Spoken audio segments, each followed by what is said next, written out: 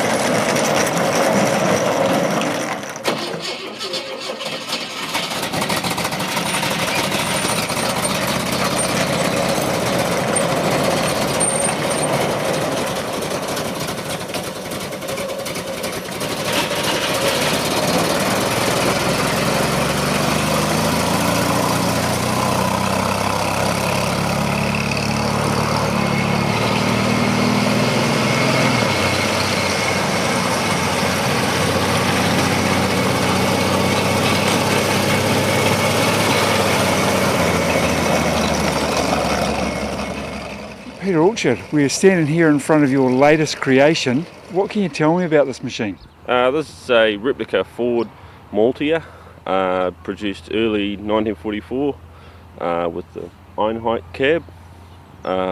Due to not enough steel, Germany was reverting back to timber cabs late war. Maultier basically means mule in German, which, yeah, so basically a Ford truck turned into a half-track. So how was it that the Germans were building Fords? Well, in 1941 the Ford factory was nationalized by the German government, which meant that they got no new plans from America, so hence why it has the 41 front right up until 1945. So they were built in 44, Ford truck converted into a half-track. What was their main use? It's mainly a GS truck on the eastern front mostly, due to the fact they were losing trucks in big holes. I believe this is pretty much a scratch build to a certain degree for you? Yeah, it's based on a 42 American chassis, 40-41 front panelwork. The cowl has been modified to suit the Einheit cab, and we used horse suspension off bring-gun carriers. So I believe you've only just recently got it finished off. How does it actually perform? Is it slow? Is it a bit of a beast? Or it's pretty quick off the mark. It turns very nicely. We were exceedingly worried about turning to the point we haven't set up the steering brakes, but haven't had an issue with it. But no, it's been a lot of fun over the weekend.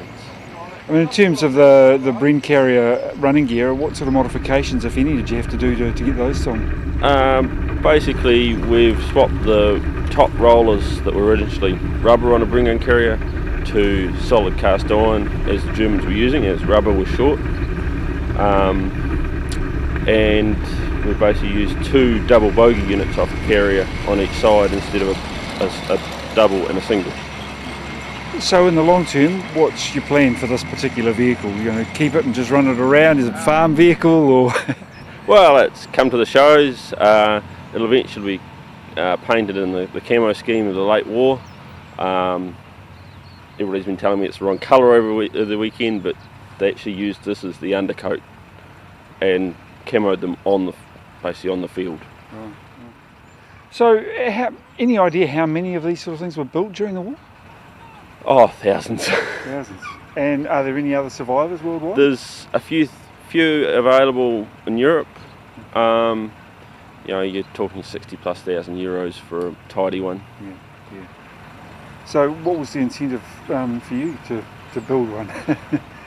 Well, my main collection is 3-ton Ford trucks. My plan is to have one for every year from the 30s into the 40s. So this one fitted the gap for 1 year. Yeah. Oh, good luck with the collection. Yep. Peter, thanks very much. Not a problem.